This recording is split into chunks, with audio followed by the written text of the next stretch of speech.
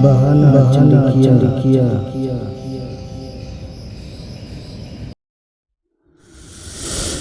Al-Fatihah.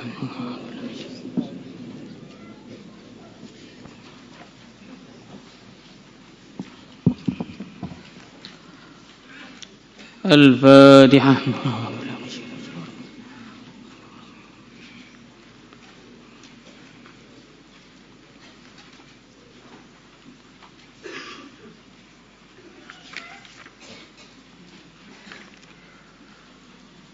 Al-Fatihah.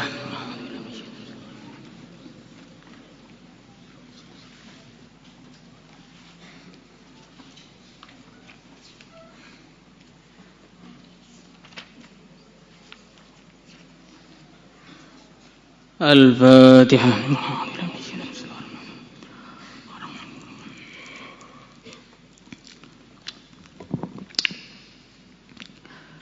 Bismillahirrahmanirrahim.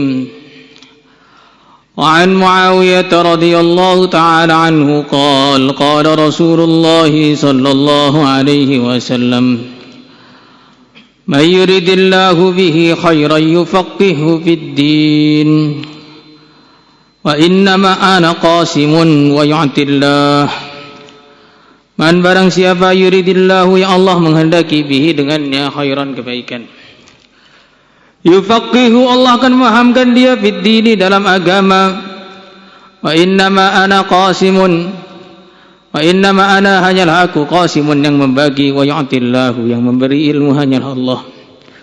Wa la yazala dan tidak henti-hentinya amru hadhil ummati, urusan umat ini mustaqiman lurus, hatta taqumas saah sehingga terjadi hari kiamat, wa hatta ya'ti amrullah sehingga terjadi keputusan Allah. Rawahul Bukhari wa Muslim. May yuridillahu bihi khairan yufaqqihhu fid din. Siapa yang Allah menghendaki kebaikan bagi dia, maka Allah Subhanahu wa taala akan memahamkan dia kepada agama. Kalau ada orang menginginkan kebaikan kepada orang lain, mungkin kebaikan itu terwujud, mungkin pula tidak terwujud. Karena namanya manusia, sehebat apapun dia tidak bisa menentukan nasib dirinya sendiri, apalagi orang lain. La yadurru wa la yanfa'. Tidak memberikan bahaya juga tidak memberikan manfaat. Tetapi walaupun begitu, kita para manusia ini, kalau ada orang lain ingin berbuat baik kepada kita atau memberikan kebaikan kepada kita, kita akan bergembira sekali. Semakin tinggi pangkatnya orang yang ingin berbuat baik kepada kita, ingin memberikan kebaikan kepada kita, maka semakin gembira pula kita. Kalau ada teman kita ingin berbuat baik kepada kita, kita senang. Tapi kalau guru kita yang ingin berbuat baik kepada kita, kita akan lebih senang lagi. Kalau umpamanya pejabat yang ingin memberikan kebaikan kepada kita, kita akan lebih gembira lagi. Kalau presiden, lebih gembira lagi. Lah orang yang jadi pelajar ilmu agama itu yang pengen memberikan kebaikan kepada dia bukan manusia, bukan jin, bukan malaikat. Allah yang menghendaki kebaikan untuk dia.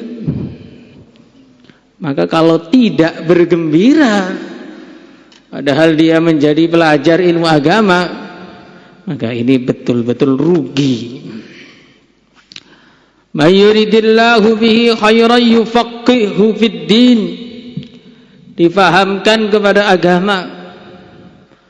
Maka artinya kalau orang itu tidak diberi kepahaman agama oleh Allah, maka Allah tidak akan memberikan kebaikan kepada dia.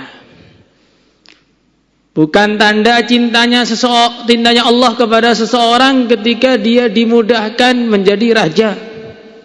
Bukan tanda cintanya Allah kepada seseorang ketika dia dijadikan kaya raya. Bukan tanda cinta Allah Subhanahu wa taala kepada seseorang ketika dia dijadikan terkenal di kalangan manusia. Tapi tanda cinta Allah kepada seseorang hamba ketika hamba itu dipahamkan ilmu agama. Makanya ini sangat penting sekali untuk kita pahami, apalagi banyak santri-santri baru itu. Harus paham betul, ini yang dicari ini bukan ilmu ringan. Ini bukan ilmu murahan. Ini ilmu yang menjadikan kita dapat ridhonya Allah Subhanahu wa taala. Wa innama ana qasimun wa yu'tillah. Aku hanyalah membagi dan Allah yang akan memberikan. Wa la yazalu amru hadhil ummah mustaqiman. Tidak henti-hentinya urusan umat ini lurus hatta taqumas sa'ah, sampai menjelang hari kiamat. Artinya apa? Artinya orang itu akan ada terus yang mengamalkan agama sampai menjelang hari kiamat, itu ada terus. Maka jangan khawatir nanti kalau saya mengamalkan agama nggak ada temannya bagaimana? Selalu ada. Orang yang mengamalkan agama itu akan selalu ada, dan agama ini akan selalu menang terus. Yuriduna liyutfi'u nurallahi biafwahihim wa ya'ballahu illa ayyutimma nurahu walau karihal kafirun huwallazi arsala rasulahu bil huda wa dinil haqq liyudhhirahu 'alad dini kullihi walau karihal musyrikun. Jadi agama ini memang dari dulu selalu dirongrong oleh kekuatan-kekuatan ahli batil, diganggu oleh orang-orang kafir, dirusak oleh orang-orang munafik. Tetapi apapun bahaya yang datang kepada agama ini tetap tidak akan membahayakan agama ini. Mungkin ada orang yang akhirnya jadi terkecoh bermaksiat. Mungkin akan ada orang yang akhirnya terkecoh jadi murtad. Mungkin ada sebagian pelajaran-pelajaran atau pengajaran-pengajaran yang sesat. Tetapi pelajaran yang lurus, orang yang lurus akan senantiasa ada sampai hari kiamat. Maka baginda Rasulullah sallallahu alaihi wasallam beliau mengatakan, ummati kal matar la yudra awwaluhum am akhiruhum khair, atau kama jaa fil hadis. Umatku ini bagaikan hujan. Hujan itu tidak diketahui mana yang menumbuhkan tanaman, apakah hujan yang bagian awal ataukah hujan yang bagian akhir. Begitu juga umat ini. Ketika zaman para sahabat, kita tahu orang-orang yang begitu hebat, Sayyidina Abu Bakar, Sayyidina Umar, Sayyidina Utsman, Sayyidina Ali radhiyallahu ta'ala anhum, dan yang lain-lain. Ketika generasi sahabat habis, sebagian orang mau putus asa, siapa lagi yang akan datang untuk mengamalkan agama, menyelamatkan agama? Ternyata masih ada Umar bin Abdul Aziz, Imam Madahibul Arba'ah, Imam Kutubus Sittah. Generasi mereka lewat, masih muncul lagi orang-orang hebat. Al-Imam Nawawi, Al-Imam Ghazali, Fakhruddin Ar-Razi, Imamul Haramain. Generasi mereka lewat, masih ada juga orang-orang hebat. Ibnu Hajar Al-Asqalani, Ibnu Hajar Al-Haytami, Imam As-Suyuti. Generasi mereka lewat, masih ada orang-orang hebat. Sampai sudah akhir zaman begini yang kelihatannya kayak sudah rusak semua, muncul juga orang-orang yang hebat di akhir zaman begini ini. Semoga termasuk kita. Jadi agama dan orang-orang yang lurus dalam mengamalkan agama itu akan ada terus. Maka jangan pernah berputus asa. Pertolongan-pertolongan Allah kepada orang-orang yang mengamalkan agama itu juga ada terus, sampai sekarang juga ada. Di mana-mana kalau kita ini mau memperjuangkan agama, kita akan mendengar berita-berita tentang bagaimana pertolongan Allah yang luar biasa datang kepada orang-orang yang mengamalkan agama. Maka jangan minder mengamalkan agama. Saya ini kelihatan asing sekarang. Yang lain pakaiannya lepis, saya masih pakai sarung kayak pakai rok. Yang lain terbuka semua, saya malah ditutup kayak ninja. Justru yang asing itulah yang akan sukses di akhir zaman. Bada'al Islamu ghariban wa sayaudu ghariban kama bada' fatuba lil ghuraba. Islam dimulai dalam keadaan asing dan kembali lagi akan muncul masa Islam asing lagi. Fatuba lil ghuraba, orang-orang yang kelihatannya asing itulah justru yang akan selamat di akhir zaman. Bahkan di pondok juga ada yang asing, yang sering ke masjid duluan tuh nanti di kamar digodain, mau kemana? Belum komat kok ke masjid. Justru yang duluan itu, yang asing-asing itu yang lebih sukses daripada yang lain. La ilaha illallah. رواه البخاري ومسلم والطبراني إلا أنه قال سمعت رسول الله صلى الله عليه وعلى آله وسلم يقول يا أيها الناس wahai para manusia innamal ilmu bitta'allum, hanyalah ilmu didapatkan dengan belajar, wal fiqhu bittafaqquh, dan kepahaman agama didapatkan dengan usaha memahaminya. Ini cara dasar dalam memahami agama, itu adalah belajar. Itu cara yang paling dasar yang tidak boleh ditinggalkan. Dalam satu riwayat dikatakan walaisa ahadun yuladu aliman wa innamal ilmu bitta'allum. Dan tidak ada orang yang lahir dalam keadaan pinter, nggak ada. Dalam keadaan bisa semua, nggak ada. Innamal ilmu bitta'allum. Ilmu didapatkan dengan belajar. Maka orang itu harus sungguh-sungguh, seneng, usaha terus agar ada peningkatan tiap hari dari keilmuannya. Tidak tambah hari kecuali tambah banyak pemahaman yang masuk ke dalam hati.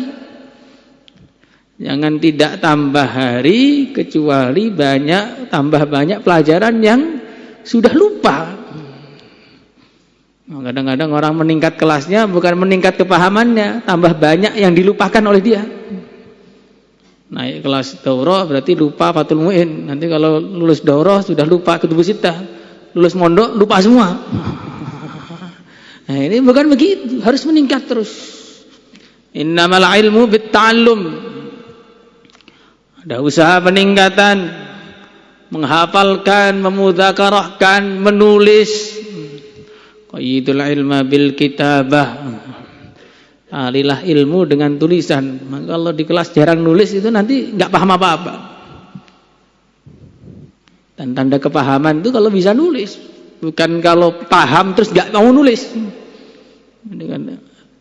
Karena orang-orang yang nggak mau nulis itu sebenarnya nggak tahu apa yang mau dia tulis sehingga diem saja. Ngomong apa tuh ceniki, gitu ceniki. Tetapi ada cara-cara lain dalam mempelajari ilmu agama yang juga harus kita praktikkan. Di antaranya apa? Man amila bima alim awrathahu Allahu ilma ma lam ya'lam. Barang siapa yang mengamalkan apa yang dia pelajari, maka Allah akan memberikan kepada dia ilmu yang belum dia ketahui. Makanya kalau kita lihat kitabnya para ulama itu panjang, detail sekali. Kok bisa punya kitab berjilid-jilid, berpuluh-puluh jilid seperti Imam Nawawi yang mana dikatakan kalau dihitung antara umur dengan kitabnya itu setiap hari harus 100 lembar nulisnya. Kok bisa nulis banyak sekali, hafalannya kok bisa kuat sekali. Apa-apa nama rawi hafal semua, lahirnya tahun berapa, matinya tahun berapa, anaknya siapa, gurunya siapa, hadisnya apa, hafal semua. Kok bisa begitu, bagaimana? Man amila bima alim awrathahu Allahu ilma ma lam ya'lam. Karena mereka ini orang yang setiap ilmu yang diketahui dipraktekkan, Allah akhirnya mewujudkan dalam hati-hati mereka ilmu-ilmu yang belum diketahui. Maka di antara haknya ilmu adalah diamalkan. Maka apa saja yang kita praktek, yang kita ketahui, kita pelajari hari itu, kita praktekkan juga hari itu sampai kematian kita. Insyaallah semuanya. Karena kalau cuma belajar kemudian tidak diamalkan, kata guru kita, seperti orang itu belajar buku kungfu saja, baca sampai habis, musuh datang nggak bisa ngapa-ngapain. Tapi ada orang cuma tahu 1-2 jurus saja, tapi dipraktekkan tiap hari, musuh datang bisa dipukul sampai mati. Itu yang kedua. Yang ketiga, di antara cara orang itu bisa mendapatkan ilmu agama, man zahida fid dunya 'allamahu Allahu min ghairi ta'allum. Siapa yang zuhud dalam urusan dunia, tidak cinta dunia, maka Allah Subhanahu wa taala akan mengajari dia tanpa perlu belajar. Ilmu laduni. Nah, orang santri itu musibahnya terbesar apa? Seorang santri musibahnya terbesar orang yang sudah belajar ilmu agama kemudian dia terkesan dengan ahli dunia. Watlu alaihim naba alladhi atainahu ayatina fansalakha minha fa'atba'ahu asyaitanu fakana minal ghawin. Walau syi'na la rafa'nahu biha walakinnahu ahlada ilal ard. Yang kesimpulannya, Bal'am bin Ba'urah orang yang ahli ilmu, tapi dia cinta dunia, terkesan dunia, akhirnya ilmu agama enggak bermanfaat bagi dia. Nah, di antara yang menjadikan orang itu ilmu agamanya gampang terkesan dengan dunia, bagaimana? Kalau ilmu agamanya digabungkan dengan ijazah-ijazah. Kalau orang itu digabungkan dengan ijazah-ijazah, harus ada gelarnya begini, akhirnya nanti dia jadi terkesan dunia. Kalau sudah terkesan dunia, bagaimana? Kalau dia hidup sampai zaman Dajjal, ketemu Dajjal langsung sami'na wa ata'na ghufranaka. Jadi ikut yang pertama kali. Bagaimana tidak? Ketemu teknologi, kagum, dengan gelar langsung luntur imannya. Nah, dikasih duit langsung matur suwun. Ya, ketemu Dajjal dengan segala teknologi, ya jelas akan ikut. Makanya orang itu punya dunia nggak masalah. Karena dunia itu ada yang halal, ada yang haram. Tetapi terkesan dengan dunia, membanggakan dunia, itu adalah perkara haram. Terkesan dengan dunia, membanggakan dunia itu haram. Kalau punya dunia, dunia itu ada yang halal, ada yang haram. Tapi kalau terkesan dengan dunia, membanggakan dunia, itu adalah haram. Maka orang yang terkesan dengan dunia, seandainya zamannya Nabi Ibrahim ikut Namrud, zamannya Nabi Musa ikut Qarun, jelas. Sampai sekarang kita lihat ada pelajar-pelajar agama yang belajar agamanya sama orang yang tidak Islam. Belajar tafsir sama profesor Yahudi. Belajar usul fikih sama profesor Nasrani. Perempuan lagi. Akhirnya bagaimana? Akhirnya jadi gak karu-karuan, keluar pemahaman-pemahaman yang aneh-aneh. Awalnya dari apa? Awalnya dari terkesan dunia. Terkesan dunia sebabnya apa? Tidak zuhud dengan dunia. Tidak zuhud dengan dunia sebabnya apa? Karena tidak tahu hakikatnya dunia. Inna lillahi ibadan futana tarakud dunya wa khaful fitana nadharu fiha falamma alimu annaha laysat lihayyin sakana ja'aluha lujjatan fattakhadu salihal a'mali fiha sufuna. Inna lillahi ibadan futana. Allah memiliki hamba-hamba yang cerdas. Siapa itu yang cerdas? Talakud dunya wa khaful fitana. Mereka meninggalkan dunia, tidak cinta dunia, wa khaful fitana, takut terkena fitnahnya dunia. Nadharu fiha falamma alimu annaha laysat lihayyin sakana. Mereka melihat dengan dunia dengan pandangan iktibar, akhirnya punya kepahaman dunia bukanlah tempat tinggal, dunia tempat meninggal. Bagaimana perkara yang ditinggalkan kemudian kok dibangga-banggakan? Makanya orang enggak zuhud dengan dunia itu karena apa? Karena kurang merenung. Wa may yuridillahu bihi khairan yufaqihu fiddin. Barang siapa Allah menghendaki khairan, kebaikan yang besar. Tanwinnya kata para ulama litankir, lita'zim. Khairan, kebaikan yang besar, yufaqihu fiddin. Ketika Allah Subhanahu wa taala sudah mengatakan bahwa perkara itu besar, sudah enggak bisa dibayangkan. Besarnya itu bagaimana nggak bisa dibayangkan.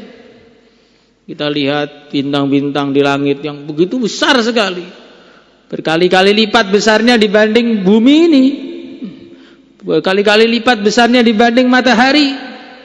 Tapi Allah katakan walaqad zayyana as-samaa'a ad-dunya bimasabiha. Aku telah hiasi langit dunia dengan lampu-lampu hias saja. Itu bintang yang gede-gede itu dikatakan oleh Allah seperti lampu hias kecil saja.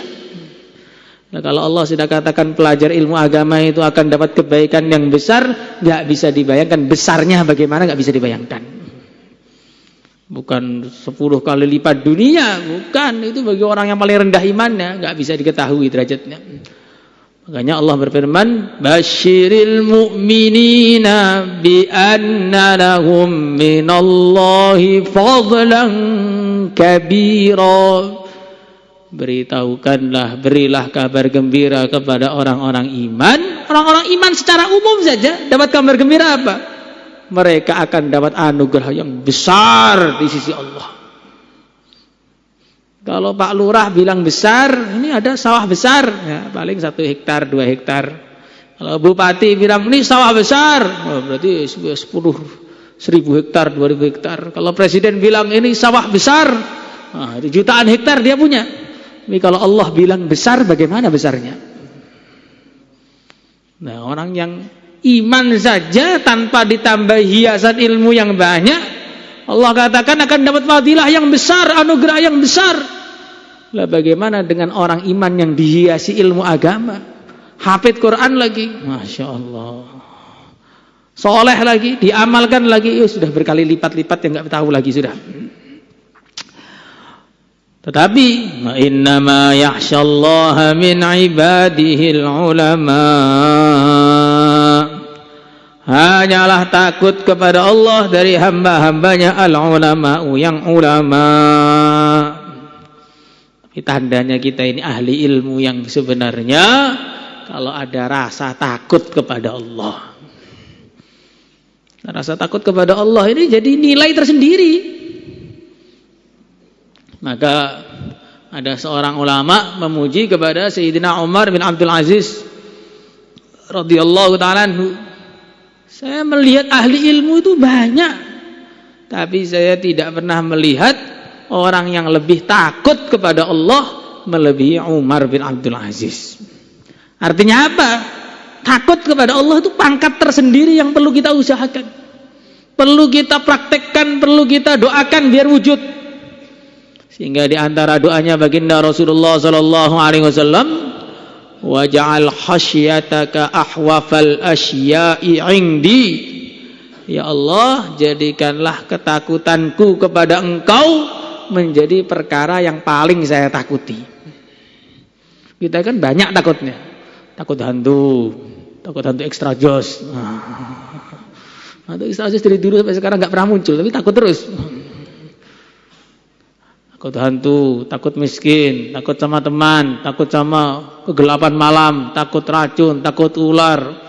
Ada yang takut kucing, ada yang takut tikus, ada takut kecoa, macam-macam takut. Tapi jarang dari kita itu yang mewujudkan takut kepada Allah, jarang. Makanya Nabi mengajari doa, waj'al khasyataka ahwafal asya'i 'indi. Ya Allah, jadikanlah ketakutan kepada Engkau menjadi perkara yang paling aku takuti.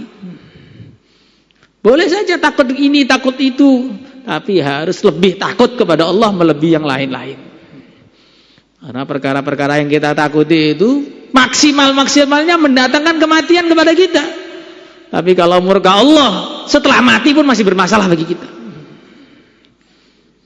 Makanya ahli ilmu itu diantara syaratnya bisa dianggap sebagai ahli ilmu, bagaimana? Innama yakhsyallah min ibadil ulama. Wa kharraja at-Tabarani bi isnadihi an Abdullah bin Amr radhiyallahu ta'ala anhuma qala qala Rasulullah sallallahu alaihi wasallam qalilul ilmi sedikitnya ilmu khairun min katsiril ibadati daripada banyaknya ibadah. Jadi ilmu itu sedikit saja lebih baik daripada ibadah yang banyak. Karena ibadah-ibadah yang banyak itu tidak akan terwujud tanpa ada ilmu. Tapi jangan hanya cukup itu, dibaca lanjutannya. Wa kafa bil mar'i fiqhan idza 'abadallaha. Cukuplah orang itu dibacakan sebagai orang alim, orang yang paham agama ketika dia menghamba kepada Allah. Jadi memang ilmu yang sedikit lebih baik daripada banyaknya ibadah. Tapi harus diingat, tanda orang itu ahli ilmu, suka ibadah. Ilmu yang sedikit lebih baik daripada ibadah yang banyak. Tapi tanda kamu berilmu kalau kamu itu senang beribadah. Makanya Al-Imam Ahmad bin Hanbal radhiyallahu ta'ala anhu dalam kisah yang terkenal, ketika beliau didatangi seorang yang mau menjadi santri, beliau siapkan air wudu. Pagi-paginya kelihatannya airnya enggak berkurang sama sekali. Ditanya oleh Imam Ahmad, "Hei fulan, kamu tadi malam enggak tahajud?" "Tidak, Syekh, ketiduran." "Oh, ya sudah, pulang sana." Enggak cocok, ahli ilmu kok tidak tahajud, enggak cocok. Jadi zaman dulu diboyongkan bukan karena nyolong, pacaran, enggak usah jauh-jauh. Enggak tahajud saja sudah boyong. Kalau sekarang dipraktekkan habis sudah itu orang itu. Artinya bagaimana? Bagaimana pemahaman ulama itu, tanda-tanda orang itu ahli agama, tanda-tanda orang itu ahli ilmu agama, ya bagus amalannya. Makanya kita lihat ulama dulu itu, amalannya itu enggak kayak kita. Al-Imam Syafi'i hatam Quran sehari sekali. Kita hatam Quran bagaimana? Setahun sekali. Kalau enggak Ramadan, enggak hatam Quran, sebagian kecil. Nah, kalau enggak Ramadan, enggak hatam Quran. Bahkan sebagian juga ada Ramadan pun enggak hatam Quran. Qurannya sudah masuk lelang. Jadi bagaimana ulama dulu itu sangat ahli ibadah, seperti Sayyidina Kahmas. Sayyidina Kahmas ini murid salah satu gurunya Waqi' bin Al-Jarrah, itu rawinya kitab Muslim ini, Kahmas. Waktu tua itu nangis terus. Ditanya sama muridnya, "Syekh, kok nangis terus, kenapa, Syekh?" "Gara-gara sudah tua ini sudah enggak kuat sholat saya tinggal sedikit." "Sedikit berapa loh, Syekh?" "Sehari hanya mampu 500 rakaat." Lah biasanya berapa ya? Dulu minimal tuh 1000 lah paling sedikit tuh rakaat tuh sholatnya. Jadi orang yang sudah tua sedih, sholatnya kurang, cuma 500 rakaat sehari. Lah kita berapa sehari itu? Ini orang-orang ahli ilmu zaman dulu itu begitu. Ahli ilmu siapa? Sayyidina Utsman bin Affan yang semalam-malam suntuk baca Quran 1 kali khataman. Maka kita juga perlu praktekkan. Insyaallah semaniat. Di antara orang yang paling dibenci oleh Allah bagaimana? Tattalun bin nahar, jifatun bil lail. Orang yang waktu siang hari dia teriak-teriak, ya, sana sini kayak pendekar. Ketika malam hari jadi bangkai, enggak ada suaranya. Nah, itu dalam hadis disebutkan, innallaha yubghidu kulla jawadin ja'dariyin sahabin fil aswaq jifatin bil lail himarin bin nahar. Ketika siang hari itu kayak kuat seperti himar, malam hari lemes kayak bangkai, enggak pernah tahajud. Tambahannya lagi apa? Alimin bi umurid dunya, jahilin bi umuril akhirah. Urusan dunia paham, urusan akhirat enggak paham sama sekali. Maka kalau cuma belajar urusan dunia, tambah paham, tambah dibenci oleh Allah. Kalau belajar urusan agama, tambah paham, tambah dicintai oleh Allah. Nah sekarang pilih belajar dunia, belajar agama. Kalau setengah dunia, setengah agama bagaimana? Allah enggak nerima yang setengah-setengah. Wa kafa bil mar'i jahlan, dan cukuplah seorang dikatakan orang bodoh idza ujiba bi ra'yihi, ketika dia dikagumkan dengan pemikirannya sendiri. Salatullah